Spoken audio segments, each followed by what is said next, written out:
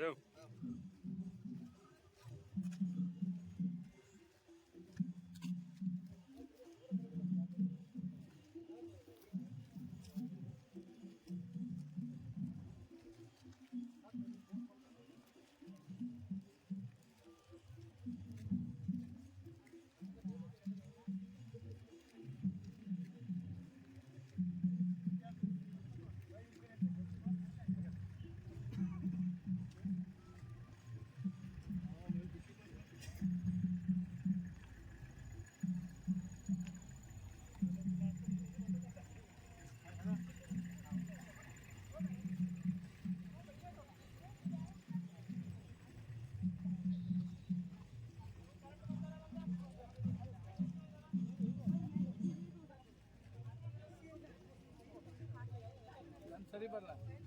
नमस्ते.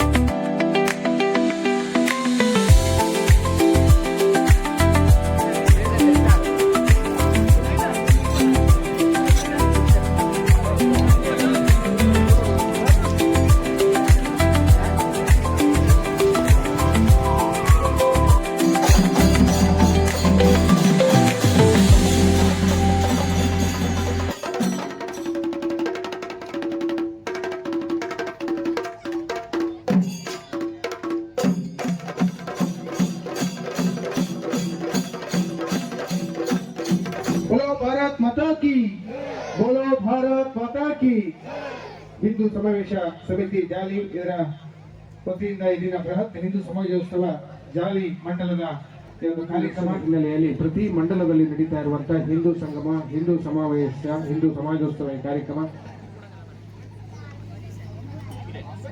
ಹಾಗೆ ಇವತ್ತು ಭಟ್ಕಳ ತಾಲೂಕಿನ ಜಾಲಿ ಮಂಡಲದ ಕಾರ್ಯಕ್ರಮಕ್ಕೆ ನಾವೆಲ್ಲ ಸೇರಿದ್ದೇವೆ. ಆಗಮಿಸಿರುವ ಎಲ್ಲ ಹಿಂದೂ ಬಂಧುಗಳು, ಸಜ್ಜನ ಬಂಧುಗಳು, ತಾಯಂದಿರು ನಾವೆಲ್ಲರೂ ಇಲ್ಲಿ ಸಭಾಂಗಣದ ಆಸೀನರಾಗಿ ಕಾರ್ಯಕ್ರಮದಲ್ಲಿ ಉಪಸ್ಥಿತರಿರಬೇಕು ಅಂತ ವಿನಂತಿಯನ್ನು ಮಾಡ್ತಾ ಇದ್ದಾರೆ.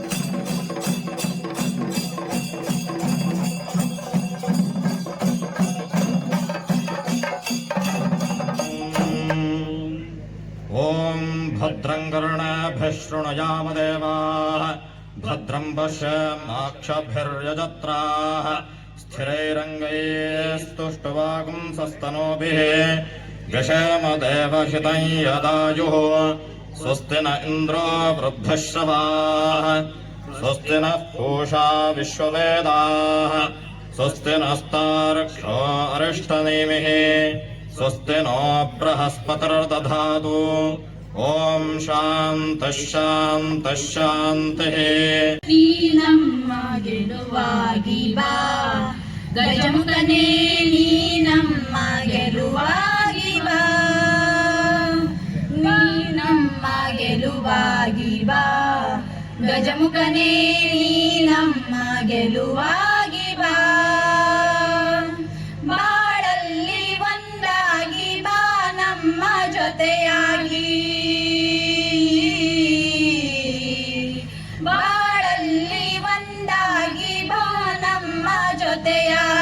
ಕ್ಷಣ ಕ್ಷಣವು ನಮಗಾಗಿ ನೆರವಾಗು ಬೆಳಕಾಗಿ, ದಯೆಯಿರಲಿ ನಮ್ಮಲ್ಲಿ ಗತಿ ನೀನೇ ಆದಿಯಲ್ಲಿ, ನೀ ನಮ್ಮ ಗೆಲುವಾಗಿ ಬಾ ಗಜಮುಖನೇ, ನೀ ನಮ್ಮ ಗೆಲುವಾಗಿ ಬಾ.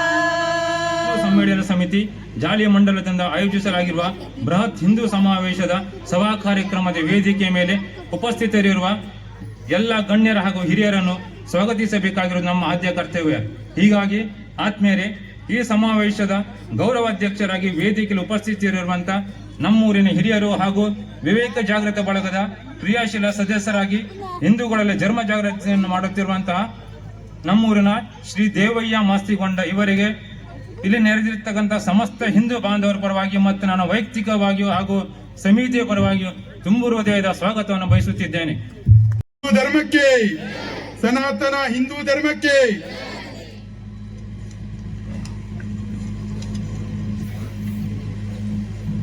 ವೇದಿಕೆಯ ಮೇಲೆ ಉಪಸ್ಥಿತರಿರುವ ಗಣ್ಯರೇ, ಶ್ರದ್ಧಾ ಮಾತಾ ಭಗಿನಿಯರೇ ಮತ್ತು ಸಮಾಜದ ಸಜ್ಜನ ಬಂಧುಗಳೇ, ಸಂಘೆ ಶಕ್ತಿ ಕಲೌ ಯುಗೆ ಎಂಬ ಉಕ್ತಿಯಂತೆ ಸಂಘ ಶತಾಬ್ದಿಯ ಈ ಸಂದರ್ಭದಲ್ಲಿ ಇಡೀ ಸಮಾಜದಲ್ಲಿ ನಾವೆಲ್ಲ ಜಾತಿ, ಮತ, ಪಂಥ, ಭಾಷೆಗಳ ಸಂಕುಚಿತದಿಂದ ಮೇಲೆದ್ದು ಹಿಂದುವಾಗಿ ನಮ್ಮ ಸಂಸ್ಕೃತಿಯನ್ನು ಮತ್ತು ನಮ್ಮ ದೇಶದ ಗೌರವವನ್ನು ಎತ್ತಿ ಹಿಡಿಯುವ ಪ್ರಯತ್ನದ ಫಲವಾಗಿ ಹಿಂದೂ ಸಮ್ಮೇಳನಗಳನ್ನು ಇಡೀ ದೇಶದಲ್ಲಿ ಆಯೋಜಿಸಲಾಗುತ್ತಿದೆ. ತನ್ನಿಮಿತ್ತ ಇಂದು ನಾವು ಭಟ್ಕಳ ತಾಲೂಕಿನ ಸೂಸಗಡಿ ಹೋಬಳಿಯ ಜಾಲಿ ಗ್ರಾಮದ ಶ್ರೀ ಸಿದ್ಧಿವಿನಾಯಕ ಯುವಕ ಮಂಡಳ ಇದರ ಆವರಣದಲ್ಲಿ ಪಾಲ್ಗೊಳ್ಳುತ್ತಿದ್ದೇವೆ. ಇಂದು ಭಾಗವಾಗಿ ನಾವೆಲ್ಲರೂ ಹಿಂದೂ ಸಮ್ಮೇಳನದಲ್ಲಿ ಇಂದು ಭಾಗವಹಿಸುತ್ತಿದ್ದೇವೆ. ವಕ್ತಾರರು ಈ ಕುರಿತು ಹೆಚ್ಚಿನ ಮಾಹಿತಿಯನ್ನು ನೀಡಲಿದ್ದಾರೆ. ಆದ್ದರಿಂದ ನಾವೆಲ್ಲರೂ ಒಂದು, ನಾವೆಲ್ಲರೂ ಬಂಧು, ನಾವೆಲ್ಲರೂ ಹಿಂದೂ ಎಂಬ ಭಾವನೆಯಿಂದ ಮತ್ತು ಶಾಶ್ವತವಾಗಿ ನಮ್ಮ ನಿತ್ಯ ಜೀವನದಲ್ಲಿ ರೂಢಿಸಿಕೊಳ್ಳುತ್ತೇವೆ ಎಂಬ ಸಂಕಲ್ಪ ಭಾವನೆ ಧರಿಸೋಣ.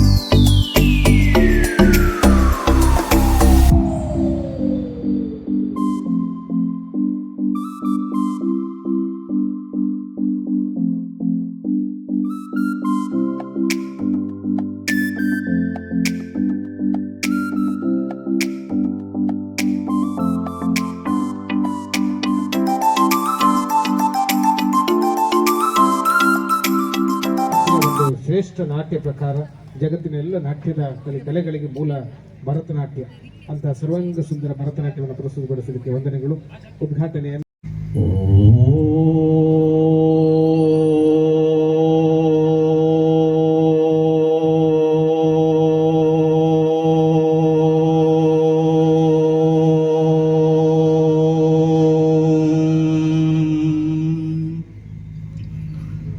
ಹಾಗೆ ಒಂದು ನಿಮಿಷ ಮೌನವಾಗಿ ಕಣ್ಮುಚ್ಚಿ ನಿಮ್ಮ ಇಷ್ಟ ದೇವರನ್ನ ಅಥವಾ ಭಾರತ ಮಾತೆಯನ್ನ ಈಗಾಗಲೇ ಪುಷ್ಪಾರ್ಚನೆ, ನಮ್ಮೆಲ್ಲರ ಪರವಾಗಿ ಪುಷ್ಪಾರ್ಚನೆಯನ್ನು ನಮ್ಮ ಹಿರಿಯರು ಮಾಡಿದ್ದಾರೆ ವೇದಿಕೆಯಲ್ಲಿರೋರು. ಆ ಫೋಟೋವನ್ನು ನಮ್ಮ ಕಣ್ಮುಂದೆ ತಂದುಕೊಳ್ತಾ ಭಾರತ ಮಾತೆಯನ್ನು ಪೂಜೆ ಮಾಡ್ತಾ ಒಂದು ನಿಮಿಷ ಮೌನವಾಗಿ ಕೂತ್ಕೊಳ್ಳೋಣ.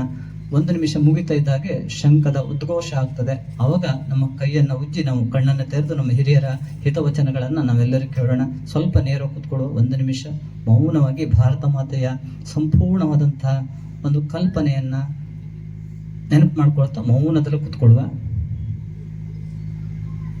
ಓಂಕಾರದಿಂದ ಪವಿತ್ರಗೊಂಡಂತಹ ಮನಸ್ಸಿಗೆ, ಹೃದಯಕ್ಕೆ ಇದೀಗ ಭಗವದ್ಗೀತಾ ಪಠಣ.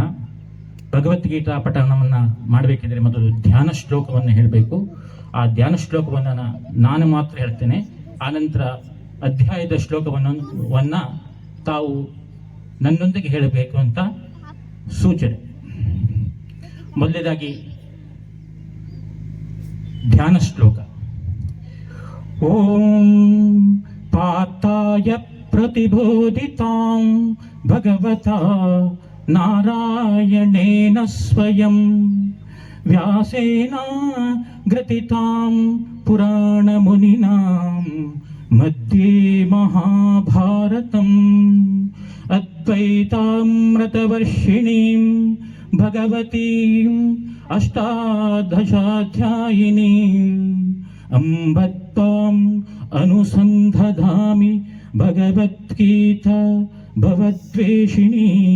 ಇವತ್ತು ಈ ವೇದಿಕೆ ಮೇಲೆ ಸ್ಮರಣೆ ಮಾಡ್ಕೋಬೇಕಾಗಿರೋದು ಎಂಥವ್ರನ್ನ ಅಂತ ಹೇಳಿದ್ರೆ, ಈ ಗ್ರಾಮವನ್ನು, ಈ 4 ಗ್ರಾಮಗಳನ್ನ ಬೆಳೆಸಿದಾರಲ್ಲ ಅವ್ರನ್ನ ಸ್ಮರಣೆ ಮಾಡ್ಕೋಬೇಕಾಗಿರೋದು. ಉದಾಹರಣೆ, ನಾವೆಲ್ಲ ಇವತ್ತು ಭೂಮಿಗೆ ಬಂದಿದ್ದೀವಿ. ಇವಾಗ ನಮ್ಗೆ ಆಸ್ಪತ್ರೆ ಬಂದಿದೆ. ಆಸ್ಪತ್ರೆ ಬರೋದಕ್ಕಿಂತ ಮುಂಚೆ ನಾನಂತೂ ಮನೇಲೆ ಹುಟ್ಟಿರೋದು. ನನ್ನ ಅಮ್ಮ ಹೆರಿಗೆ ಆಗ್ಬೇಕಾದಾಗ ಒಬ್ಬ ಸೂತಕ ಮಾಡುವಂತ ಒಬ್ಬ ಇದು ಆಯ್ತಾ, ಆ ಥರದ ಒಬ್ಬ ಆಯಿ, ಯಾರೋ ಒಬ್ರು ಹೆಣ್ಮಗಳು, ಆಕೆ ನಮ್ಮನ್ನ ಭೂಮಿಗೆ ತಂದಿರೋದು. ನಮ್ಮಮ್ಮ ಹೆತ್ತಿರೋದು ಹೌದು. ಆ ರೀತಿನಲ್ಲಿ ಎಷ್ಟು ಜನ ನಮ್ಗೆ ಸಹಾಯ ಮಾಡಿದ್ದಾರೆ, ಅವ್ರು ನೆನಪು ಮಾಡ್ಕೋಬೇಕು ತಾನೆ. ಎಷ್ಟು ಜನ ಔಷಧಿ ಕೊಟ್ಟಿಲ್ಲ, ಎಷ್ಟು ಜನ ಒಳ್ಳೆ ಮಾತು ಹೇಳಿ ಈ ತರ ಪಾಠಶಾಲೆಗಳಲ್ಲಿ ಒಳ್ಳೆದನ್ನು ಹೇಳ್ಕೊಟ್ಟಿಲ್ಲ, ಭಜನೆಗಳು ಹೇಳ್ಕೊಟ್ಟಿಲ್ಲ, ಒಳ್ಳೆ ಮಾತನ್ನು ಹೇಳ್ಕೊಟ್ಟಿಲ್ಲ, ನಮ್ಮನ್ನು ಮುಂದಕ್ಕೆ ನಡೆಸಿಲ್ಲ, ಯಾರೋ ಕೃಷಿ ಹೆಂಗ್ ಮಾಡ್ಬೇಕಪ್ಪ ಅಂತ ಹೇಳ್ಕೊಟ್ಟಿಲ್ವಾ. ಈ ತರ ಇವತ್ತಿನ ಹಿಂದೂ ಸಮಾಜೋತ್ಸವ ನೆನಪು ಮಾಡ್ಕೋಬೇಕಾದ್ರೆ ನಾವು ಈ ನಮ್ಮ ಗ್ರಾಮ ಪರಿಸರದಲ್ಲಿದ್ದಂತ 4 ಗ್ರಾಮಗಳಲ್ಲಿ ಯಾರ್ಯಾರು ತಮ್ಮನ್ನ ತಾವು ಈ ಸಮಾಜಕ್ಕೋಸ್ಕರ ಸಮರ್ಪಣೆ ಮಾಡ್ಕೊಂಡ್ರಲ್ಲ, ತೆರೆಮರೆಯ ಕಾಯಿಗಳಾಗಿ, ಈ ತರ ಫೋಟೋದಲ್ಲ, ತೆರೆಮರೆಯ ಕಾಯಿಗಳಾಗಿ ತಮ್ಮನ್ನ ತಾವು ಮರೆತು ತಮ್ಮನ್ನ ತಾವು ಊದು ಕಡ್ಡಿ ತರ ಬೆಳಕೊಂಡು ಬೂದಿಯಾಗಿ ಯಾರಿಗೂ ಏನನ್ನೂ ಬಿಟ್ಕೊಡ್ದೇನೆ, ಸುದ್ದಿ ಇಲ್ಲ, ಫೋಟೋ ಇಲ್ಲ, ಹೆಸರಿಲ್ಲ, ಏನೂ ಇಲ್ಲ, ತಮ್ಮನ್ನ ತಾವು ಇತಿಹಾಸದ ಪುಟಗಳಲ್ಲಿ ಹೊರಟೋದ್ರವರು. ಅಂತ ಮಹಾಪುರುಷರನ್ನ ಸ್ಮರಣೆ ಮಾಡಬೇಕಂತ ಪುಣ್ಯ ಸಂದರ್ಭ ಇದು. ಅವರಿಂದಾಗಿ ನಾವು ಹೀಗಿದ್ದೀವಿ. ನಮ್ಮ ಜಾಲಿ ಗ್ರಾಮ, ಸುತ್ತಮುತ್ತ ಗ್ರಾಮಗಳು ಹೀರೋದ ಕಾರಣ ಏನಂದ್ರೆ, ಆ ಎಲ್ಲ ಮಹಾಪುರುಷರು ಅವ್ರ ಪಾಡಿ ಅವ್ರ ಕೆಲಸ ಮಾಡ್ಕೊಂಡು ಮುಂದೆ ಬಂದು ನಮ್ಮನ್ನ ತಂದು ಈ ಹಂತಕ್ಕೆ ತಂದಿದ್ದಾರೆ. ಈಗ ನಾವು ಯೋಚನೆ ಮಾಡ್ಬೇಕಾಗಿದೆ, ನಮ್ ಪಾತ್ರ ಏನಪ್ಪ, ನಾನೇನು ಮಾಡ್ಬೇಕಾಗಿದೆಯಪ್ಪ ಅಂತ. RSS 100 ಆಗ್ತಿರ್ಬೇಕಾದಾಗ ಚರ್ಚೆ ನಡೀತು. ಈ ರೀತಿ RSS 100 ಅಂತೆಲ್ಲ ಹಾಕಿ ಮಾಡ್ಬೇಕಂತ, ಬೇಡ ಅಂತ ಆಯ್ತು. ಇವತ್ತು RSS ಎಲ್ಲೂ ಇಲ್ಲ. ನಾನು ಸಂಘದ ಪ್ರಚಾರಕ್ಕೆ ಹೌದು, ಸಂದೇಶ ಏನು ಸಮಾಜ ಕೊಡಬೇಕಾಗಿತ್ತು ಅದಕ್ಕೋಸ್ಕರ ನಾನು ನಿಮ್ಮ ಮುಂದೆ ನಿಂತ್ಕೊಂಡಿದ್ದೀನಿ. ನಿಮ್ಮ ಹತ್ರ ಅನೇಕರ ಹತ್ರ ಕೇಳ್ಕೊಂಡಿದ್ದೀನಿ, ಏನ್ ಮಾತಾಡಬೇಕು, ಎಷ್ಟು ಮಾತಾಡಬೇಕು ಅಂತ ಕೇಳ್ಕೊಂಡಿದ್ದೀನಿ. RSS 100 ಅಂತ ಹಾಕ್ದೇನೆ ಹಿಂದೂ ಸಮಾಜೋತ್ಸವ ಅಂತ ಅಲ್ಲಿ ಬೋರ್ಡ್ ಹಾಕಿ, ಸಂಘ ಇಲ್ಲ ಅಲ್ಲಿ, ಕೇವಲ ಭಾಷಣ ಮಾಡ್ಲಿಕ್ಕೆ ಮಾತ್ರ ನಾನು ನಿಂತ್ಕೊಂಡಿರೋದು ಅಷ್ಟೇನೆ. ಇದು ಯಾಕೆ? ಭಟ್ಕಳದಲ್ಲಿ ಒಂದು ದೊಡ್ಡ ಕಾರ್ಯಕ್ರಮ ಮಾಡಬಹುದಾಗಿತ್ತಲ್ಲ, ಇಡೀ ತಾಲೂಕಿಗೆ ಒಂದು ಕಾರ್ಯಕ್ರಮ ಮಾಡಬಹುದಾಗಿತ್ತಲ್ಲ. ಅಲ್ಲಾದ್ರೆ ಒಂದು 20,000 ಜನ, 25,000, 50,000 ಜನ ಸೇರಿಸಬಹುದಾಗುತ್ತೆ ಒಟ್ಟಿಗೆ ಮಾಡಿದ್ರೆ. ನಾವು ಇಲ್ಲಪ್ಪ, ಇದಕ್ಕಿಂತ ಕಾರವಾರದಲ್ಲಿ ಮಾಡಿದ್ರೆ, ಇಡೀ ನಮ್ಮ ಕುಮಟಾದಲ್ಲಿ ಮಾಡಿದ್ರೆ, ಇಡೀ ನಮ್ಮ ಜಿಲ್ಲೆಯವರು ಸೇರ್ಕೊಂಡು ಒಂದು ದೊಡ್ಡ ಕಾರ್ಯಕ್ರಮ ಮಾಡಬಹುದಿತ್ತಲ್ಲ, 1,00,000 ಜನರು ಮಾಡಬಹುದಾಗಿತ್ತಲ್ಲ. ಅದರ ಉದ್ದೇಶ ಇದಲ್ಲ. ಈ ಹಿಂದೂ ಸಮಾಜೋತ್ಸವದ ಉದ್ದೇಶ ಏನು ಅಂದ್ರೆ, ಇಲ್ಲಿರುವಂತಹ ನಮ್ಮ ಎಲ್ಲಾ ರೀತಿಯ ಸಮುದಾಯಗಳು, ಉದಾಹರಣೆಗೆ ನಮ್ಮ ಈ 4 ಗ್ರಾಮಗಳ ಸಮುದಾಯಗಳನ್ನ ಸುಮ್ಮನೆ ಲೆಕ್ಕ ಹಾಕೊಂಡ್ರೆ, ಒಂದು ನಾಮಧಾರಿ ಸಮುದಾಯ, ಗೊಂಡ ಸಮಾಜ, ಮಾಗೋರ, ಆಚಾರ್ಯ, ಖಾರ್ವಿ, ಭಟ್ಟ, ಕಾಮತ್, ಬಂಟ ಅಂದ್ರೆ ಶೆಟ್ಟಿ, ಈ ರೀತಿಯ ಹಿಂದೂ ಸಮುದಾಯ ಒಟ್ಟಿಗೆ ಸೇರಿರೋದು. ಈಗ ತಾವೆಲ್ಲರೂ ಪ್ರಮುಖರಾಗಿ ವೇದಿಕೆ ಮೇಲೆ ಕೂತ್ಕೊಂಡಿದ್ದೀರಿ. ಈಗ ಪ್ರಮುಖರು ವೇದಿಕೆ ಮೇಲೆ ಕೂತ್ಕೊಂಡಿದ್ದಾರೆ. ತಾಯಂದಿರಿದ್ದಾರೆ, ಅಕ್ಕ ತಂಗಿಯರಿದ್ದಾರೆ, ಅಣ್ಣ ತಮ್ಮಂದಿರಿದ್ದಾರೆ, ಹಿರಿಯರಿದ್ದಾರೆ. ನಾವೆಲ್ಲ ಕೂತ್ಕೊಂಡೀಗ ಹಿಂದೂ ಸಮಾಜ ಹೇಗಿರಬೇಕು, ಇದನ್ನ ಒಂದು ರೀತಿಯ ಒಂದು ಸಭೆ ಇದು, ಒಂದು ರೀತಿಯ ಮೀಟಿಂಗ್ ಇದು ಇಟ್ಟಿರ್ಲಿ. ನಾವು ಮೇಲು ಅಂತ ಅನ್ಕೊಳ್ಳೋದು ತಪ್ಪು, ಕೀಳು ಅಂತ ಅನ್ಕೊಳ್ಳೋದು ತಪ್ಪು. ಮೇಲು ಅಂತ ಅನ್ಕೊಳ್ಳೋದು ಸಹಿತ, ಕೀಳು ಅಂತ ಅನ್ಕೊಳ್ಳೋದು ಸಹಿತ ನಮ್ಮನ್ನ ಯಾರು ಸೃಷ್ಟಿ ಮಾಡಿದಾರಲ್ಲ ಭಗವಂತ, ಅವನಿಗೆ ಅವಮಾನ ಮಾಡದಂಗೆ. ನಾವೇನ್ ಬೇಕಾದ್ರೂ ಅನ್ಕೋಬಹುದು. ಕೀಳು ಅಂತ ಅನ್ಕೊಂಡ್ರು ಭಗವಂತನಿಗೆ ಅವಮಾನ ಮಾಡದಂಗೆ, ಮೇಲು ಅನ್ಕೊಂಡ್ರು ಅವಮಾನ ಮಾಡದಂಗೆ. ಯಾಕೆ ಸಮಾನವಾಗಿ ನಿರ್ಮಾಣ ಮಾಡಿರೋದು ಅವನು. ಎಲ್ಲರಲ್ಲೂ ಭಗವಂತನ ಅಂಶ ಇದೆ, ಇದು ಸ್ಪಷ್ಟ. ಇದು ಯಾರಲ್ಲೋ ಜಾಗೃತನಾಗಿರ್ಬೋದು, ಯಾರಲ್ಲೋ ಸುಪ್ತನಾಗಿರ್ಬೋದು, ಮಲಗಿರ್ಬೋದು, ಯಾರಲ್ಲೋ ಸ್ವಲ್ಪ ಏನು ದಡ್ಡನಾಗಿರ್ಬಹುದು, ಯಾರೋ ಬುದ್ಧಿವಂತನಾಗಿರ್ಬಹುದು. ಆದ್ರೆ ಎಲ್ಲರಲ್ಲಿ ಭಗವಂತ ಇದ್ದಾನೆ. ಇದು ನಮ್ಮ ನಂಬಿಕೆ. ಇದು ಮಾತ್ರ ಅಲ್ಲ, ಇದೇ ನಿಜವಾದ ಸತ್ಯ. ಇದು